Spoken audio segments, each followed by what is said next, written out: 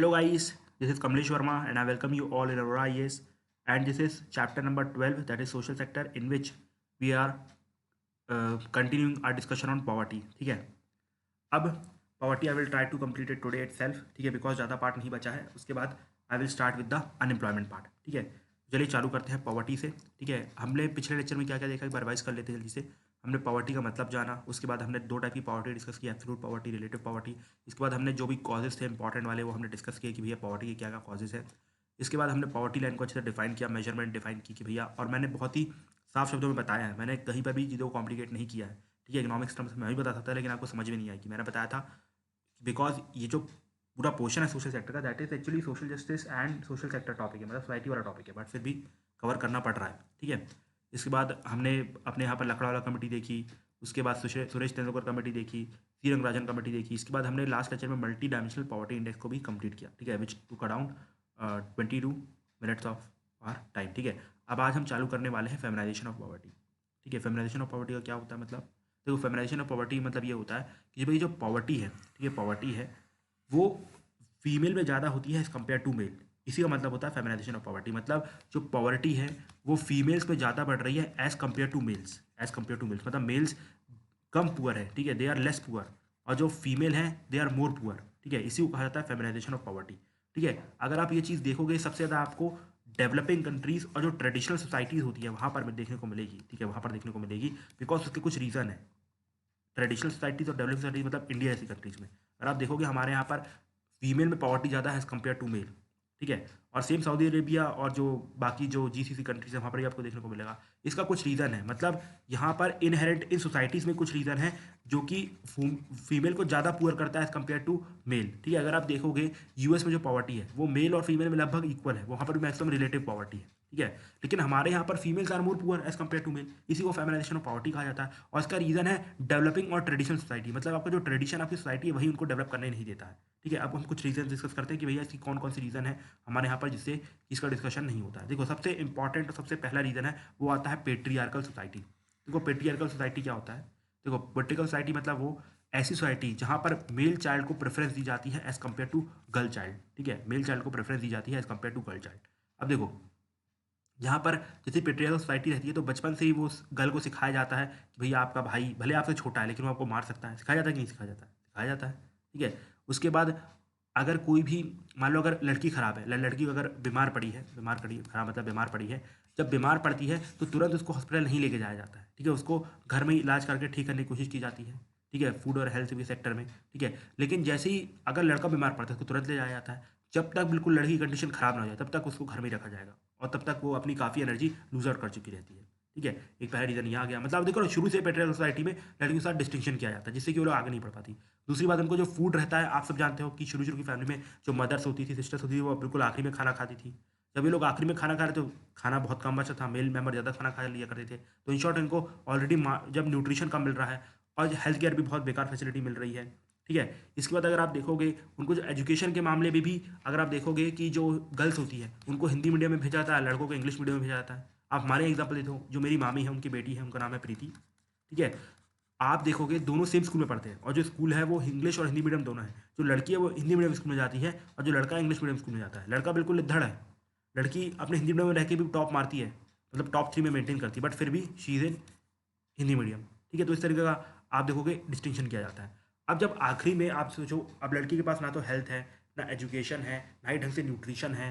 ठीक है, अब जब ऐसी कंडीशन आ जाती है, जब वो लेबर मार्केट में जाती है जॉब मांगने के लिए, सिंपल सी बात है वहाँ तो उसे जॉब मिलती नहीं है, और मिल भी जाती है तो as compare to male part उसे कम वेजेस पे रखा जाता है, लो वेजेस पे रखा जाता है. ठीक है, लो वेजेस पे रखा जाता है. ठीक है, तो ये उनके लिए बड़ी प्रॉब्लम होती है. और अगर वो लोग बाहर काम करते हैं इसका मतलब ये नहीं उन्हें सिर्फ बाहर का काम करना. अगर जो मेल मेंबर है वो अगर बाहर काम करके आता है तो उसका मतलब ये है कि भैया वो दोबारा घर में आके काम नहीं करेगा. लेकिन फीमेल मेंबर का है कि उसके ऊपर बाहर भी काम करना है और घर में भी काम करना है. इसे कहा जाता है डुअल बर्डन. ठीक है, इसे कहा जाता है डुअल बर्डन, जिसकी वजह से जो उनकी हेल्थ और ख़राब होती है, बिकॉज आप 12-14 घंटे काम कर रहे हो, बिल्कुल आपको फैक्ट्री की लेबर की तरह काम करवाया जा रहा है, तो और प्रॉब्लम होती है. अगर आप काम नहीं करना चाहते तो क्या होगा, आपकी शादी होगी. ठीक है, आपसे फिर डाउरी मांगी जाएगी. ठीक है, आपसे डाउरी मांगी जाएगी. अब ये डाउरी देने के लिए कुछ फैमिलीज क्या करती है, वो सोचती है कि भैया लड़की को हमें डाउरी दे के घर से बाहर ही निकालना है और लड़की हमारे कभी भी किसी भी काम नहीं आएगी, तो अल्टीमेटली उसकी एजुकेशन पे खर्चा नहीं किया जाए, उसकी हेल्थ पे खर्चा नहीं किया जाए, जो भी पैसा उसकी डाउरी के लिए बचा लिया जाए. और अल्टीमेटली जो भी पैसा वो दहेज में दे दिया जाएगा वो अपने यहाँ पर खुश रहेगी। तो ये भी एक सोच रहती है, जिसकी वजह से लड़कियाँ आगे नहीं बढ़ पाती है।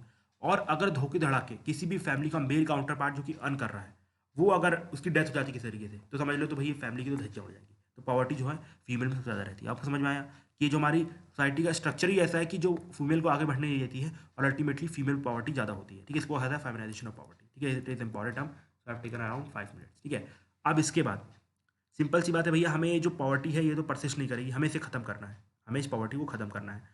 तो क्या मेजर्स लिए जा सकते हैं पॉवर्टी को खत्म करने के लिए? ठीक है, इस पे टोटल 2 अप्रोच पूरे वर्ल्ड वाइड देखे जाते हैं। एक आता है वेलफेयरिस्टिक अप्रोच, ठीक है, एक आता है वेलफेयरिस्टिक अप्रोच। इसमें गवर्नमेंट क्या करती है, अपनी तरफ से बहुत सारी स्कीम चलाती है और लोगों तक पैसा पहुंचाती है और लोगों को पॉवर्टी से बाहर निकालती है। फॉर एग्जाम्पल मनरेगा, ठीक है, फॉर एग्जाम्पल मनरेगा।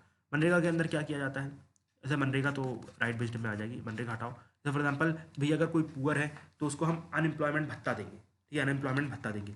ये हो गई हमारी पॉवर्टी की स्कीम। जैसे फॉर एग्जाम्पल कोई भी बंदा है, उसको हम फ्री में क्या दे रहे हैं, फूड दे रहे हैं, राशन दे रहे हैं। तो वो सब वेलफेयरिस्टिक अप्रोच है, जिससे कि वो बंदा पॉवर्टी से बाहर आ जाए, वो बंदा पॉवर्टी से बाहर आ जाए। इसको वेलफेयरिस्टिक अप्रोच कहा जाता है। इंडिया ने, अगर आप देख सकते हो कि 1990 तक इसी को अपनाया है कि भैया लोगों को फ्री में ये बांटो, फ्री में कंबल बांटो, फ्री में चावल बांटो, जिससे कि लोग पॉवर्टी से बाहर आ जाए। ठीक है, और दूसरा अप्रोच जो हमने 1990s के बाद अपनाया है उसको हम कहते हैं राइट बेस्ड अप्रोच, या फिर आप कह सकते हैं that means capability approach, which was given by Amartya Sen. ठीक है, which was given by Amartya Sen. ये बोलता है कि भैया आपको लोगों को चीज़ें फ्री में नहीं बांटनी है, बस आपको लोगों को केपेबल बनाना है, उसके अंदर स्किल्स लानी है। ठीक है, उसके अंदर अपन को स्किल्स लानी। फॉर एग्जाम्पल आपको उसको मोबाइल ठीक करवाना सिखाना है, या कुछ करना है, ये करवाना सिखाना है, ओवन ठीक करना सिखाना है, एसी ठीक करना सिखाना है। इसके बाद वो खुद ही जॉब ढूंढेगा और खुद ही अपने आप को ऊपर बढ़ाएगा। इससे देश को भी फायदा होगा, इससे देश को भी फायदा होगा, बिकॉज वो प्रोडक्शन में काम करेगा, इसकी जीडीपी बढ़ेगी। आप यहाँ पर अमीरों से लेकर टैक्स बहुत ज़्यादा ले रहे हो और गरीबों में बांट दे रहे हो। अब अमीर अपना टैक्स देना नहीं चाहते, वो लोग टैक्स इवेजन कर रहे हैं, तो देश को भी लॉस हो रहा है। ठीक है, तो यहाँ पर तो आपको टैक्स कम मिल रहा है, ऊपर से ये लोग भी ऊपर से आलसी बनते जा रहे हैं, काम ही नहीं करना चाहते। अगर आप यहाँ पर से लोगों को स्किल्स दो, ठीक है, आप लोगों को हुनर दो और वो लोग खुद काम करके आओ, एक तो यहाँ पर से आपको टैक्स भी नहीं लेना पड़ेगा ज़्यादा, तो अमीर लोग भी बहुत आराम से छोटा बहुत टैक्स को दे देंगे कि भैया काय को फंसना। ठीक है, अब आप ज़्यादा टैक्स लोगे तो लेंगे, और ये यहाँ पर यही हो रहा था। और यहाँ पर आपको ये सब जो वेलफेयर स्कीम है वो भी बंद करनी पड़ेंगी, बिकॉज उनकी जरूरत ही नहीं पड़ेगी। तो ultimately this is the best way to handle the poverty. ठीक है, this is the best way to handle the poverty. लेकिन ये दोनों वे पे आप रिलाई नहीं कर सकते, आपको दोनों का कॉम्बो यूज़ करना पड़ेगा। जैसे फॉर एग्जाम्पल कुछ लोग बहुत ही पुअर है, कुछ लोग बहुत ही पुअर है, शुरू में कुछ वेलफेयर मेजर तो उनको देने पड़ेंगे, और जब वो कैपेबिलिटी अप्रोच से ऑटोमेटिकली अब पॉवर्टी लाने जाएंगे तो उनके वेलफेयर मेजर खत्म कर दो। फॉर एग्जाम्पल अगर मैं किसी बंदे की बात करता हूँ, ठीक है, अगर मैं किसी बंदे की बात करता हूँ, मान लो मेरी बात कर लो कि भैया मैं बहुत पुअर हूँ, ठीक है, गवर्नमेंट मेरे को अभी राशन दे रही है, सब कुछ दे रही है, मैं अच्छे से खा पी के आलसी हो गया हूँ, लेकिन गवर्नमेंट ने बोला कि भैया आपको राशन तभी देंगे जब आप ये वाला हुनर सीखने जाओगे। ठीक है, आप मोबाइल बनाना सीखने जाओगे। मैंने मोबाइल बनाना सीख लिया, मैं कहीं पर दुकान में लग गया, अब मैं पैसे कमाना चालू कर दिया, मतलब भाई मैं राशन से सामान क्यों लूँगा? तो अल्टीमेटली मेरे लिए ये चीज़ खत्म हो जाएगी, और अल्टीमेटली मैं हुनर के दम पे धीरे धीरे आगे बढ़ने लगूंगा और एक अमीर बन के निकलूंगा। ठीक है, तो आप देखा वेलफेयर मेजर ऐसे खत्म होंगे अगर आप लोगों के अंदर कैपेबिलिटी लेके आओगे। तो दोनों का कॉम्बो के हिसाब से हमें क्या करना है, दोनों के कॉम्बो के हिसाब से हमें क्या करना है, अल्टीमेटली हमें पॉवर्टी को रिड्यूस करना है। ठीक है, अब पॉवर्टी को रिड्यूस करने की कोशिश जो थी गवर्नमेंट की बिल्कुल फ्यूचर से ही थी, इसलिए गवर्नमेंट ने, आप देखो कि हमारा जो इंडिया था वो वेलफेयर स्टेट बन के निकल के आया। ये वेलफेयर स्टेट समझते हो कि जहाँ पर हम क्या करेंगे, लोगों की मदद करेंगे पॉवर्टी से बाहर आने में। ठीक है, सोशल जो उनके साथ डेप्रीवेशन हो उसको मदद करने पर रिजर्वेशन देंगे, और जो पुअर लोग हैं उनके लिए पैसे कम लेंगे, उनको स्कॉलरशिप देंगे, ये सब दिया जाएगा। तो इसे कहा जाता है वेलफेयर स्टेट। ठीक है, इसके बाद हमने इंक्लूसिव डेवलपमेंट में फोकस किया कि हमने सोचा कि भैया जो लोग हैं, जो लोग डेवलपमेंट का पार्ट नहीं, उनको हम डेवलपमेंट में लेके आएँ और वो लोग भी अपना आगे बढ़ें। इसके बाद हमने सेक्युलर कॉन्स्टिट्यूशन अपनाया, जिससे कि जो बाकी रिलीजन के लोग हैं, जो बाकी रिलीजन के पुअर लोग हैं, वो लोग ना छूट जाए। फॉर एग्जाम्पल अगर मुस्लिम्स हो गए, अगर उनमें पॉवर्टी ज़्यादा है तो वो लोग पीछे ना रह जाए, उनके लिए हमने बहुत सारी स्कीम लॉन्च की। फॉर एग्जाम्पल उस्ताद, ठीक है, नई मंजिल, नई रोशनी, ये सब स्कीम लॉन्च की कि भैया वो लोग भी आगे बढ़े। इसके बाद हमने पॉजिटिव डिस्क्रिमिनेशन का फ़ायदा उठाया। पॉजिटिव डिस्क्रिमिनेशन मतलब कि भैया जो लोग भी पुअर हैं, जिनके ऊपर हिस्टोरिकली आप देखो उनको दबाया गया है, उनके लिए हम रिजर्वेशन लेके आए। फॉर एग्जाम्पल SCs STs के लिए उनको पिछले कई सालों से दबाया गया, पिछले कई सदियों से दबाया गया, तो उनके लिए हम रिजर्वेशन लेके आया गया। ठीक है, इसके बाद हमने प्लानिंग कमीशन बनाई, भैया यहाँ पर इक्वल डिस्ट्रीब्यूशन रिसोर्स है। तो आप देखो प्लानिंग कमीशन हमेशा ट्राई किया है कि पुअर रीजन को ज़्यादा रिसोर्सेज मिले, अमीर रीजन को कम रिसोर्सेज मिले, ये उन्होंने हमेशा इंश्योर करने की कोशिश की है।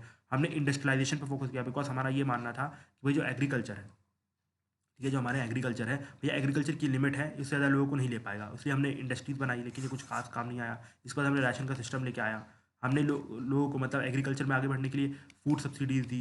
ठीक है, इसके बाद आप देखो एग्रीकल्चर में फर्टिलाइजर सब्सिडी दी, बिजली सब्सिडी दी, जिससे कि वो लोग एग्रीकल्चर अच्छे कर पाए। साथ ही साथ हमने प्रोग्रेसिव टैक्सेशन को अपनाया। प्रोग्रेसिव टैक्सेशन मतलब कि भैया अमीरों से ज़्यादा टैक्स लेंगे और गरीबों से कम टैक्स लेंगे। ठीक है, तो ये सब कुछ मेजर्स है। अब देखो यहाँ पर मैं जल्दी इसलिए बोल रहा हूँ because these are not the things to discuss यार, मतलब ये तो बहुत बकवास की चीज़ है।